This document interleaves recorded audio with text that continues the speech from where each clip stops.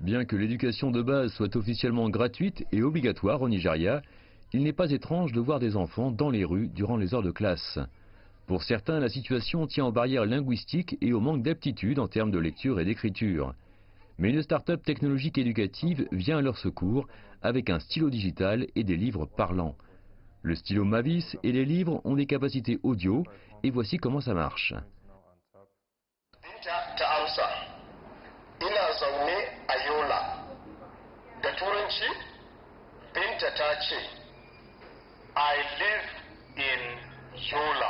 Mavis Computel avait au départ décidé de réduire l'écart dans l'apprentissage linguistique avant d'inclure l'enseignement de base.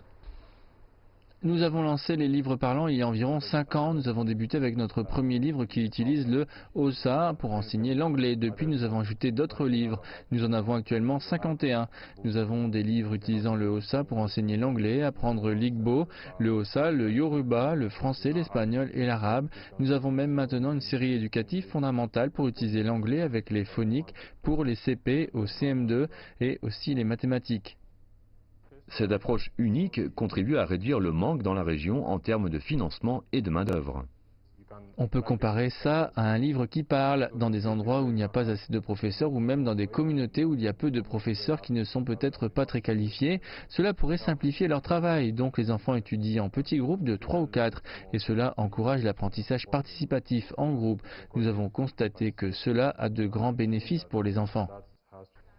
Jusqu'à présent, l'entreprise a pu atteindre au moins 18 000 enfants dans plus de 150 écoles à travers le pays, grâce au financement d'organisations internationales de développement et certains gouvernements d'État. Pour l'entreprise, c'est une motivation suffisante pour continuer. Nous avons réalisé des projets financés par le DFID, à savoir le gouvernement britannique et même d'autres États comme celui de Borno. Grâce à nos interventions, nous avons vu des enfants obtenir des résultats 37% meilleurs que les enfants dans les écoles privées ou publiques des environs, donc c'est très encourageant. Cette salle de classe a complètement adopté l'approche d'apprentissage de Mavis et le professeur partage certains des avis des parents. Beaucoup de parents viennent demander si l'oreillette ne va pas avoir d'effet sur leurs enfants et nous leur disons que non, il n'y en a pas. Beaucoup de parents viennent nous voir et nous disent que leurs enfants peuvent maintenant lire et que les enfants de CE2 peuvent trouver par eux-mêmes les mots dans le dictionnaire. Vu le taux d'acceptation actuel, Mavis Computel espère faire davantage au niveau du continent africain.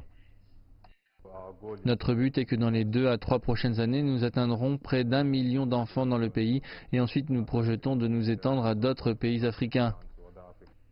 L'utilisation de la technologie de communication d'information a amélioré le niveau éducatif sur le plan mondial. Pour rester dans la course, le secteur éducatif du Nigeria devra bénéficier de davantage d'interventions du gouvernement ou de donateurs comme celle-ci.